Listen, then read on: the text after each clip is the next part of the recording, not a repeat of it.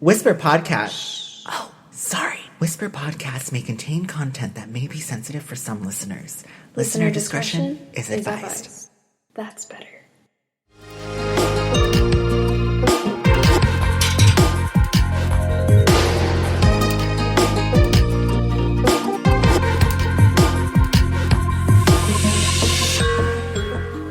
Hello, everybody. Welcome to Whisper Podcast. I am your host, Zach Tyler. My pronouns are they, them. And I am your host, Dylan Gomez. My pronouns are also they, them.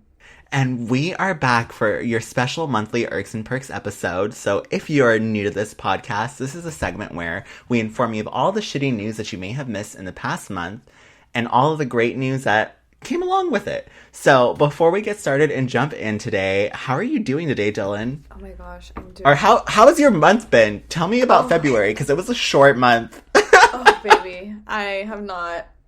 Ooh. Okay, it's been a tough one for me this month, but we got through it. We're here. We've got our coffee. Got our Americanos. We're ready to go. How are you doing, Zach? Ready to go, honey. I am doing wonderful. So, first of all, to start off, just to kind of talk a little bit about myself, but to start off, I left a very toxic situation. So I finally quit my job and I'm at a totally new, different place that I didn't even get to tell you about yet. So this is your first time hearing this, Dylan. Yes. Yeah. So I'm starting new work, so that's wonderful. And I feel like ever since I quit my job and I got hired at this new place, I feel as if I feel so much lighter. And I just feel so much more motivated and so much more ready and willing to do things. Because alongside getting this new job and also being motivated, Zach and I have really been taking in our feng shui. So we redecorated our whole entire living room and our bathroom, so it looks amazing. And feng shui is a real thing, and I hate to put Zach out on the spotlight here, but she did not believe in feng shui up until we redecorated our house, and she was like, "I get it now," and I was like, "See, this is exactly what it is." Oh my gosh, but that's awesome. Overall, my month of February has been amazing. It's also, my parents are both on their second dose of the vaccination, which is going to be an interesting outcome to see. So I'm very happy for them, and I'm very happy for others who have been able to get the vaccination. But yeah, February has just been a great month. I feel like it started off in turmoil kind of, but then we got out of it and we saw the light. And it's crazy to me because I feel like that's exactly what my tarot card reading was telling me. You know, we're going to start in turmoil, but you just got to be patient and it will come. And it's come, honey. Oh, that makes me so happy for you. No, seriously. I think I'll try the feng shui, honestly, because I've been honestly having a rough time because I'm having a hard time sleeping. And when I have a hard time sleeping, that's so important. And I think I'm going to probably speak to my doctor about it. But me with my large Americano. No, but It's been an alright, but I'm happy I get to speak to you, and yeah, that we're doing this. Yes, I love our episodes. They're always so informative, and yeah, I've been trying to actually keep away from the news this month. Sometimes you need to do that for yourself, but yeah, I'm ready to come back. Yes, me too. And also a little bit about the feng shui piece. Hi, welcome to our interior design podcast. But a little bit about the feng shui piece. Apparently, I learned that in feng shui, if you have anything under your bed, sometimes that could be what's keeping you up at night. So, for example, I used to keep, oh, yes, closet doors and, a fan underneath my bed. And, I spoke to someone who has, a great understanding of feng shui, and she was like, well, you kind of have to think about, what the object does, and it's, that's how it can affect your sleep. So it's, say, for example, you have doors under your bed. Doors are going to make you feel shut in. So, while you're sleeping, your mind will constantly be thinking that, it's shut in, and that, you can't think, and, basically, you're just enclosed, because that's what doors do. They close a space, and I'm like, wow. I used to have, you know what, that makes so much sense, because I used to have, a lot of books under my bed, because I don't have, I have shelves in my room and stuff, but I have a lot of books. A little bookworm. I'm such a bookworm, you know? But I had like a ton of books under my bed, and it kind of makes sense, like if you really think about it, because the reason sometimes I can't sleep is because I'm thinking way too much. Like, I just have a really, like, racing mind. So I did remove the books under my bed. There you go. I think it was helping for a little bit. So I believe it. I believe yes. it. Also, I was reading that, like, having, like, a ton of books in the bedroom is not ideal for feng shui. Oh, so, okay. Not a part that I knew.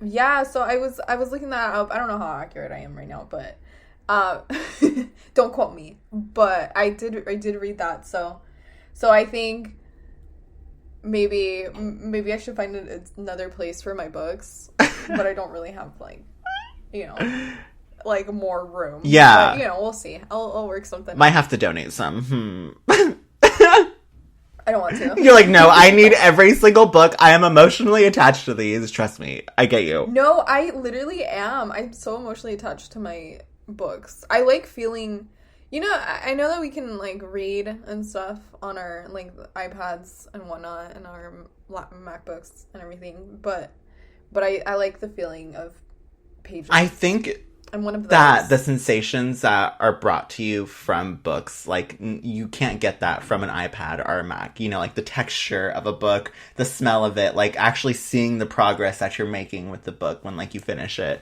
But, I mean, I feel like we could talk about books and feng shui all day. So, yeah. Without further ado, let's go ahead and get started in our Urks and Perks segment.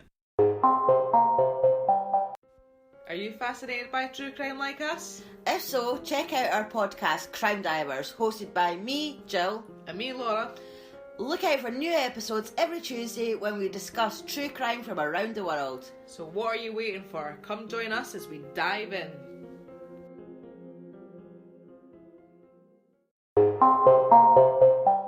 Dylan, this one, I'm just going to rip the Band-Aid off, get the hard one out of the way. I don't think you're ready for this. Well, I mean, I'm used to you ruining my morning, like, with some tragedy. Well, typically it's the afternoon, so you've been awake for a couple of hours, true, but... Today we are recording a little earlier. I like this. I'm more of a morning person, so maybe we should do this. I totally agree.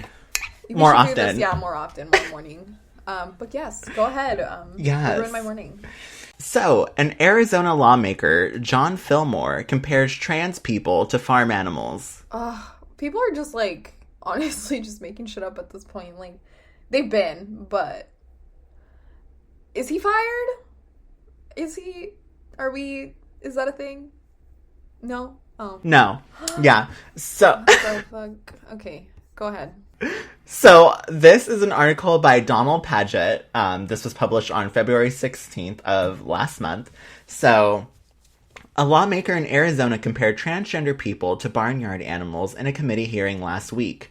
State Representative John Fillmore made the inflammatory comparison in response to the comments of parents of transgender and non-binary children providing testimony during debate on his proposed House Bill 2575, which would allow only binary gender options of male and female on official government documents and state identification. This is a quote. Quote.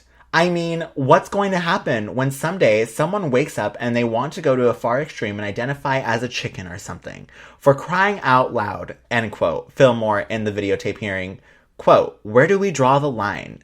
End quote. First of all... Oh my gosh. People are so... Someone is very undereducated. Please. Oh my gosh. Wow.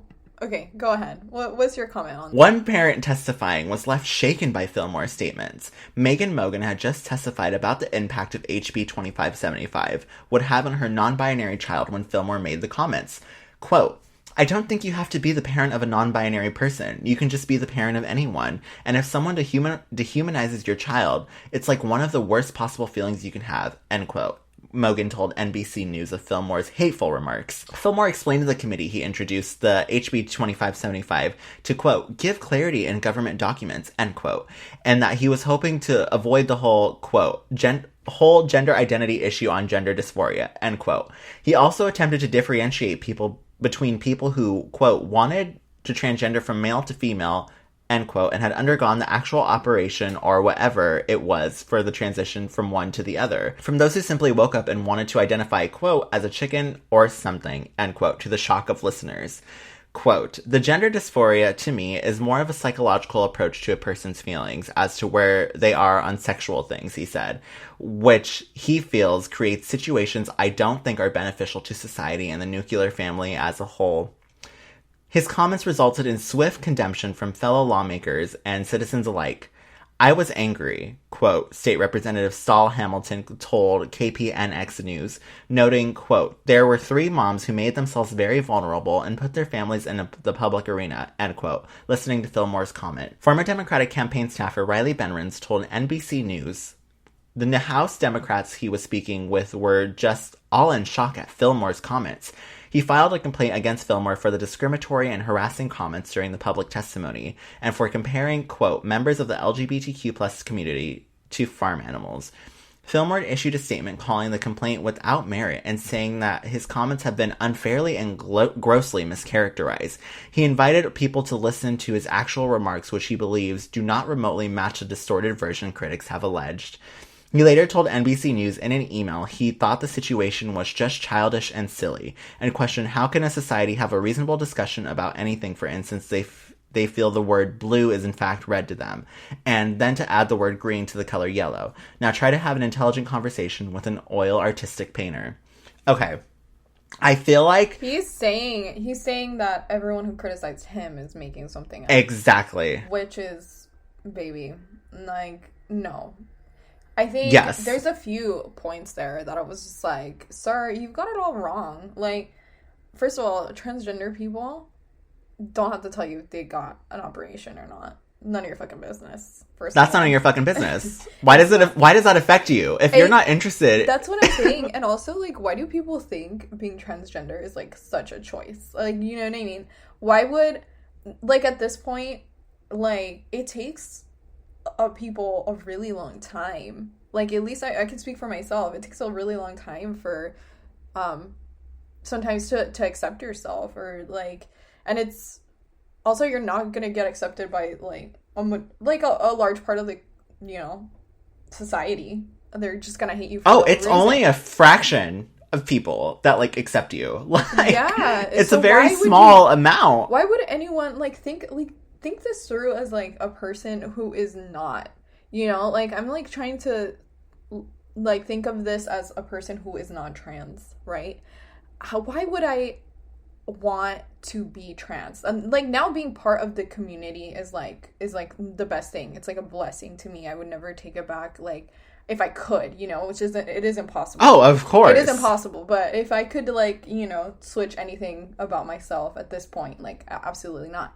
But if I'm seeing this through the lens of, like, a hateful person, it's like, if you think it's such a shitty thing, why do you think we go through all this trouble, right? Why do we do that? Why do we choose to, you know, give ourselves the shitty end of the stick? Like, do you understand, like, trans people have, like, some of the highest death rates, like, murder rates. Oh my god. It's crazy. Suicide rates as well. Mental health issues. Hello? Anxiety, depression, dysphoria. Like, you think that we just want to, like, have this? Like, oh my gosh. Yeah. And then, alongside that, I think something that else that's, like, interesting is that I always think that you should think before you speak. And the reason being is that because you may have the best, most goodwill intentions with what you're saying, but the thing is that you can never predict how someone's going to receive what you're saying. And that can go across the board. So it's like, sure, there are probably plenty of people out there that agree with him. I don't agree with that, but there are probably plenty of people out there that agree with him.